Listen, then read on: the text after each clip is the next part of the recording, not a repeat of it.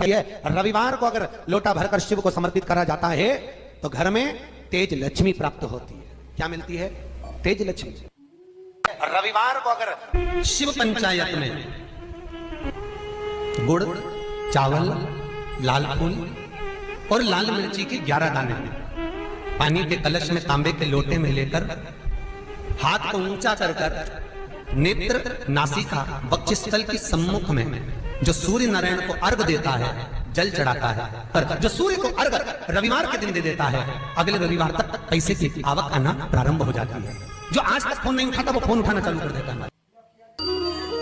अगर कोई बड़ी बीमारी है, कोई बात आपको शंकर भगवान से कहना है, तो रविवार के दिन जब सूर्य को अर्घ देंगे तो वही कलश रख देंगे अर्घ दिया हुआ, फिर उसको आपको धोना नहीं है। दूसरे दिन सोमवार का दिन पड़ेगा, फिर जल भर लो उसी कलश में, सूर्य नारायण को अर्घ देकर वही कलश से वापिस जल भरकर शंकर जी के मंदिर में ले जाकर जल को चढ़ाना प्रारंभ कर दीजिए। आपको स्वयं बड़ी रोग, बड़ी बीमारी में भी आराम लगना प्रारंभ हो जाएगा। आप कहो। अब एक बात सावधानी से सुनिएगा, शायद शिव महापुराण के माध्यम से अभी तक ये बात सामने नहीं आई, पर शिव पंचायत कथा में आ रही है। तो सावधानी से सुनना। एक प्रश्न हमारे भीतर खड़ा होता है, जब हम सूर्य नारायण भगवान को अर्घ देते हैं, जल चढ़ाते हैं, तो वो जल पृथ्वी पर जब गिरता है तो उसके छींटे हमारे शरीर पर लगते हैं। क्या वो ठीक है? क्या वो श्रेष्ठ है? तो शिव महापुराण की कथा कहती है, जब हम सूर्य को अर्घ देते हैं, सूर्य को जल चढ़ाते हैं, वो पानी जब पृथ्वी पर गिरता है, उसके छींटे हमारे शरीर पर लगते हैं, तो वो श्रेष्ठता का भाव निर्मित करते हैं। वो गलत नहीं हो सकता। कारण अब वो भी समझ लीजिए।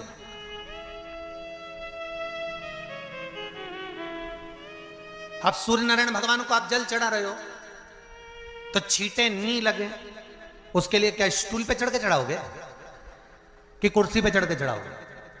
अरे बोलो तो सही। अब कई लोगों के दिमाग में यह बात भरा गई कि हम भगवान को जल चढ़ाते हैं, वो हमारे शरीर में छींटे लगते हैं, जमीन पे से पानी गिरता है, वो हमारे शरीर को छींटे लगते हैं, भगवान को अच्छा नहीं लगता होगा। कौन ने कहा? पहले तो उसको पकड़ के ला। मेरे राम जी महाराज, मेरे भगवान कृष्ण, बड़े बड़े संत, साधु, सन्यासी, तपस्वी, साधक, उपासक जितने भी हुए, जिन्होंने सूर्य की आराधना करी, इन्होंने टेबल पे चढ़कर या कुर्सी पे चढ़कर जल नहीं चढ़ाया। इन्होंने पृथ्वी पर खड़े होकर ही, क्योंकि पृथ्वी तत्व के देव हैं शिव। जब हम मृत्यु लोक पर खड़े होकर, पृथ्वी पर खड़े होकर भगवान शंकर का भाग पृथ्वी तत्व को धारण कर कर जल को हाथ में लेकर जब समर्पित करते हैं, और जो जल नीचे गिरता है वो शरीर पर अगर लगता है तो हमको उसका आशीर्वाद ही प्राप्त होता है, दोष नहीं लगता। पर लोगों ने इसको विपरीत कर दिया। कि कौन ने विपरीत करा? कई लोगों ने इसको विपरीत कर दिया। कौन ने विपरीत करा? तो जो दूसरे धर्म के लोग होते हैं, जिनको हिंदू धर्म से नफरत होती है और जो हिंदू धर्म की पूजन, सेवा, अर्चना को समाप्त करना चाहते हैं, वो धीरे धीरे धीरे धीरे कहने लगे कि सूर्य को जल चढ़ाओगे तो शरीर में लगेगा, शरीर में लगेगा तो दोष लगेगा। इसको कह कहकर घर घर में सूर्य को जल चढ़ाना लोगों ने बंद कर दिया कि आप जल चढ़ाएंगे तो दोष लगेगा, शरीर पे छींटा लगेगा, शरीर को ऐसा लगेगा। ये दोष नहीं है। कितनी सुंदर बात है महाराज। सूर्य नारायण भगवान को जब जल चढ़ाया जाता है, हाथ सिर से 8 इंच की दूरी पर होना चाहिए। जम के बोलिए, सिर से कितना ऊंचा होना चाहिए? 8 इंच ऊपर अपना हाथ होना चाहिए मस्तक से सूर्य को जल चढ़ाते समय। Here's a look at my week on Facebook Gaming. Monday morning, I play Puzzle Games. सूर्य को जल चढ़ाते समय, और न चांदी का, न स्टील का, न लोहे का, न प्लास्टिक का, न कांच का, न सोने का कोई बर्तन, न कांसे का, न एल्युमिनियम का, न पीतल का, केवल एक पात्र होना चाहिए, वो है तांबे का। काय का पात्र होना चाहिए? तांबे का पात्र। और सूर्य नारायण भगवान को जब 8 इंच ऊपर तुम्हारा हस्त है, और जब हम सूर्य को जल चढ़ा रहे हैं, कैसे जल चढ़ाना है वो भी समझ लीजिए। अगर कोई कैंसर का मरीज है, जिसके चेस्ट में कैंसर आ गया हो, लेफ्ट में राइट में कहीं पर कैंसर आ गया हो, या कोई गठान आ गई हो, तो महाराज आप जल चढ़ाते समय उस जल की धार को सूर्य भगवान को जब चढ़ा रहे हो तो धार आपकी गठान की ओर जाना चाहिए, जिससे सूर्य की किरण उस जल में से आपके उस स्थान पर पड़े, उस जगह पर पड़े जहां पर गठान है। महाराज आप लगातार जल तो चढ़ाना चालू करो, अच्छे अच्छे डॉक्टर फेल हो जाएंगे और कह देंगे गठान ठीक हो गई। आपका लीवर और किडनी गड़बड़ कर रहा है, आप प्रतिदिन आपका स्वास्थ्य गड़बड़ रहता है, आप प्रतिदिन ये ज्योतिष शास्त्र के अंतर्गत, रत्न शास्त्र के अंतर्गत, ये रत्न शास्त्र, ज्योतिष शास्त्र, रंग शास्त्र जो हमारे यहाँ है, रंगों के हिसाब से ये जितने रत्न होते हैं, माणिक हुआ, मोती हुआ, नीलम हुआ, मूंगा हुआ, पुखराज हुआ, ये क्यों कहते हैं ये पीला है, ये सफेद है, ये नीला है, ये लाल है, इसको शरीर में क्यों पहनाते हैं? उसका कारण होता है कि जब शरीर में पहनते हैं सूर्य की किरण उसमें पड़ती है, हमारे शरीर पर वो कलर का इफेक्ट पड़ता है, उस कलर को शरीर पर लगता है, और शरीर पर लगता है तो हमारा शरीर धीरे धीरे, हमारी जो इंद्रियां हैं वो सही होने लगती हैं, काम सही होने लगता है। तो आप कहते हो ना साहब, मैं कौन सा नक पहनूं, मैं कौन सा मोती पहनूं, मैं कौन सा पुखराज पहनूं, मैं कौन सा नीलम पहनूं, वो ज्योतिष शास्त्र के अंतर्गत, रत्न शास्त्र के अंतर्गत जितने रत्न हम पहनते हैं, ये केवल उस किरण के लिए ही तो पहनते हैं कि जो सूर्य की किरण मिले, उस किरण का प्रभाव हमारे शरीर पर पड़े। तो इन सबसे अच्छा है कि सुबह शंकर भगवान का नाम लो, तांबा का लोटा में जल भरो, 8 इंच ऊपर सिर से हाथ होना चाहिए, और सूर्य नारायण भगवान का दर्शन साधारण नहीं, जो जल तुम चढ़ा रहे हो, वो जल की जो धार आ रही है उसमें सूर्य का दर्शन होना चाहिए, तो कैंसर की बीमारी कभी नहीं हो सकती। लीवर, किडनी, हार्ट, आपके हार्ट में अगर तकलीफ है, डॉक्टर ने कह दिया कि इसमें नस चोक है, आपको कहीं ना कहीं छल्ला डलेगा, आपको कह दिया इसमें कुछ ना कुछ प्रॉब्लम आ रही है, आप सूर्य को अर्घ देना चालू कर दो, सूर्य को जल चढ़ाना चालू कर दीजिए। आप सूर्य को जल चढ़ाओ, वो जल की जो तरंग आ रही है, वो जल जो निकल कर जा रहा है, उसकी जो किरण आपके हृदय पर, आपकी छाती पर पड़ रही है, नाड़ियों में पड़ रही है, नसों में पड़ रही है, उसका बल देखो तो सही। 1 महीना लगातार चढ़ाओ तो 15 दिन 20 दिन कर तो देखो। क्यों राम जी महाराज जल चढ़ाते थे, क्यों भगवान कृष्ण जल चढ़ाते थे सूर्य को, क्यों दशरथ जी महाराज जल चढ़ाते थे, क्यों कश्यप ऋषि जल चढ़ाते थे सूर्य को, सारे 33 कोटि देवता, सारे ऋषिवर, साधु संत सन्यासी तपस्वी साधक उपासक सब भगवान सूर्य को अर्घ दिया करते थे। क्यों देते थे, किस लिए? सूर्य नारायण भगवान को जल चढ़ाते समय आपके पंजों की एड़ी ऊंची नहीं होना चाहिए, ध्यान दीजिएगा महाराज। आपका पंजा पांव का पूरा की पूरा जमा होना चाहिए भूमि पर।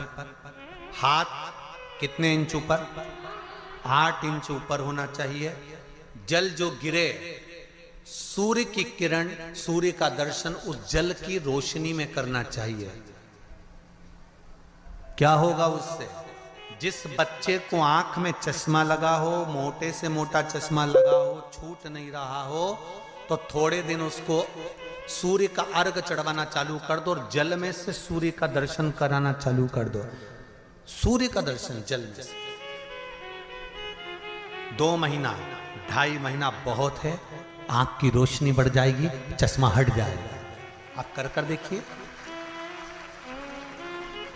अब एक प्रश्न और खड़ा होता है सूर्य को अर्घ देने का। गुरुजी, पंचदेव पंचायत में सूर्य नारायण भगवान शंकर की पंचायत में हैं, सूर्य नारायण को हम फ्लैट में रहते हैं, हम फ्लैट के अंदर रहते हैं, तो हम फ्लैट में रहते हैं, हमारे यहाँ अगर छज्जा नहीं है, हमारे यहाँ जगह नहीं है, तो हम सूर्य को अर्घ कैसे दें? तो महाराज खिड़की तो होगी, अगर घर में फ्लैट में पानी ढुलेगा और आप लोग नहीं समेट सकते तो एक बाल्टी रख लो, एक पात्र रख लो, पर सूर्य नारायण भगवान को अर्घ देकर रोशनी शरीर पर पड़ना चाहिए। जिंदगी में कभी कोई बड़ी बीमारी नहीं आ सकती। दीदी बहुत भूख लगी है, कुछ खाने के लिए बना दो ना। जिंदगी में कभी कोई बड़ी बीमारी नहीं आ सकती। कितने लोग देते हैं सूर्य को अर्घ? जरा हाथ उठाओ। बहुत बढ़िया, बहुत जोरदार। पुरुष लोग भी देते हैं ना, चाहे बच्चे से बच्चा, बच्चों के हाथ में भी एक लोटा पानी पकड़ाओ। घर में छोटे बच्चे हो ना, उनको तांबे का लोटा दो, पानी दो, जा बाहर खड़े हो जा, एक लोटा पानी चढ़ा के आ। पहले दिन आप स्वयं बच्चे के साथ बाहर खड़ी हो, ओटले पर, घर के बाहर खड़ी हो, छत पे खड़ी हो या घर के बाहर खड़ी हो, और बच्चे से कहो, लो चढ़ाओ बेटा, देखो ऐसा हाथ 8 इंच ऊपर करिए, तांबे का लोटा लेकर पानी धीरे धीरे डोलना है। जैसे वो स्लो मोशन के सीन नहीं होते नाटक में, ये एकदम धीरे धीरे धीरे, बस नहीं तो मालूम पड़े छोरा छोरी एक साथ उंडेल के अंदर। नहीं, जल चढ़ाते समय उस पानी में से सूर्य की किरण पड़ना चाहिए, सूर्य की किरण। एक बात और कहना चाहूंगा, अगर आप लोग स्वीकार करेंगे तो, अगर कहीं आपको लगता हो कि बच्चा पढ़ने में कमजोर है, विद्या में कमजोर है, रिजल्ट अच्छा नहीं आ रहा, पढ़ने में कमजोर है, वो पढ़े, अपनी जगह पढ़े, वो कार्य करे, अपनी जगह करे, मेहनत करे, अपनी जगह करे। बच्चों को कह दो